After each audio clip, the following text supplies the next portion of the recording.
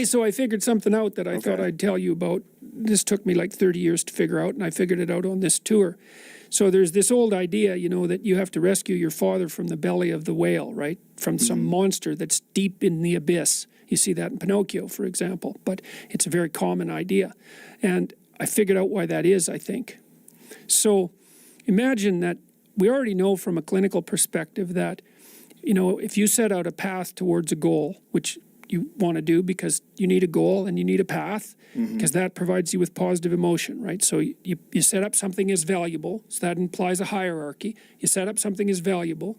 You decide that you're going to do that instead of other things, so that's kind of a sacrifice, because you're sacrificing everything else to pursue that. And then you experience a fair bit of positive emotion and meaning as you watch yourself move towards the goal. And so the implication of that is the better the goal, the more full and rich your experience is going to be when you pursue it. So that's one of the reasons that's one of the reasons for developing a vision and for fleshing yourself out philosophically, because you want to aim at the highest goal that you can manage. Okay, so you do that, and then what you'll find is that as you move towards the goal, there are certain things that you have to accomplish that frighten you.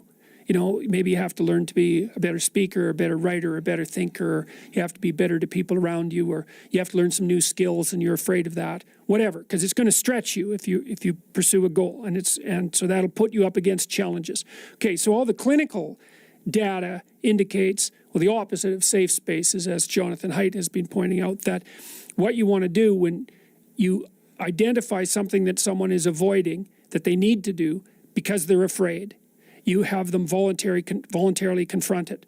And so you break it down. What you try to do if you're a behavior therapist is you break down the thing they're avoiding into smaller and smaller pieces until you find a piece that's small enough so they'll do it. And it doesn't really matter as long as they start it. You know, then they can put the next piece on and the next piece. And what happens is they don't get less afraid exactly, they get braver. They get it's like there's more of them. And here's why. So imagine you do something new, and that's informative, right? There's information in the action, and then you can incorporate that information and turn it into a skill and turn it into a transformation of your perceptions. So there's more to you because you've tried something new. So that's one thing. But the second thing is, and there's good biological evidence for this now, that if you put yourself in a new situation, then new genes code for new proteins and build new neural structures and new nervous system structures. Same thing happens to some degree when you work out, right? Because your muscles are responding to the load, but your nervous system does that too. So you imagine that there's a lot of potential you locked in your genetic code. And then if you put yourself in a new situation, then the stress, that's the situational stress that's produced by that particular situation, unlocks those genes and then builds new parts of you. And so that's very cool, because who knows how much there is locked inside of you. Okay, so now here's the idea. So let's assume that scales as you take on heavier and heavier loads. That more and more of you get more and more informed because you're doing more and more difficult things, but more and more of you gets unlocked. And so then what that would imply is that if you got to the point where you could look at the darkest things, so that would be the abyss, right? That would be the deepest abyss. If you could look at the harshest things, like the most brutal parts of the suffering of the world and the malevolence of people and society, if you could look at that straight and directly, that would turn you on maximally.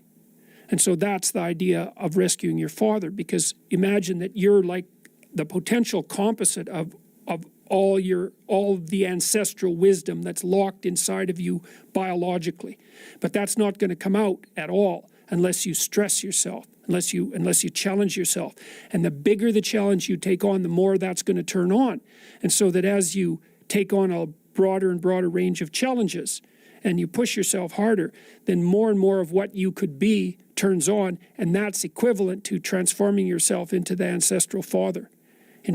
Because you're like what would you call it? You're the consequence of all these living beings that have come before you. And that's all part of your biological potentiality. And then if you can push yourself, then all of that clicks on, and that turns you into who you could be. That's the re-representation of that positive ancestral father. So that's why you rescue your father from the belly of the beast.